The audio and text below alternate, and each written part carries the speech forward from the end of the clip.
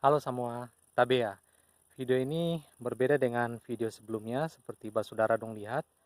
Beta ada di uh, tempat dimana ada gandumnya, terus ada jagungnya yang tadi di belakang. Coba beta putar lagi.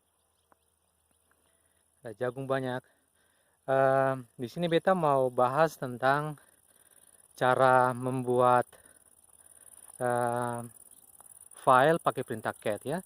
Di video sebelumnya Basudara dong sudah nonton.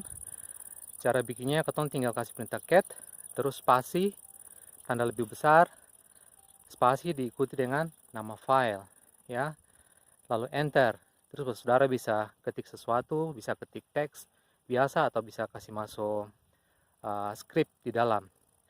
Setelah semua selesai, saudara dong harus uh, tekan Ctrl D untuk mengakhiri, atau kadang-kadang kalian juga bisa tekan Ctrl Z.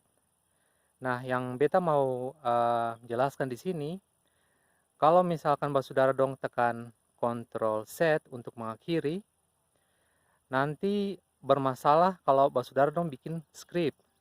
Terutama kalau setelah bikin script, lalu saudara dong kasih permission execute untuk menjalankan.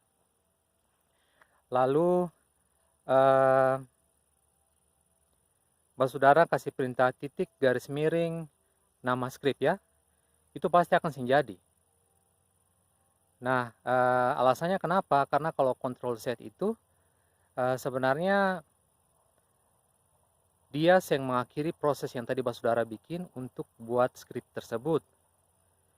Jadi dia masih jalan di background. Nah, untuk tahu itu saudara bisa coba kasih perintah ls off ya, ditulis sama-sama lalu diikuti dengan nama script. Nanti kelihatan kalau proses cat itu masih terhubung dengan kata orang punya script yang tadi baru ketong bikin. Jadi ketong harus pakai perintah skill untuk mengakhiri dulu proses itu, baru saudara bisa jalankan script seperti semula, seperti yang saudara mau buat. Jadi titik garis miring nama script. Tapi kalau saudara mengakhiri proses pembuatan script dengan Ctrl D, masalah ini yang akan terjadi. Ya, itu saja video singkat yang mau beta share dengan saudara kali ini. Karena ini ketong sambil jalan, jadi apa namanya? Beta yang kasih tunjuk, saudara bisa coba saja, ya.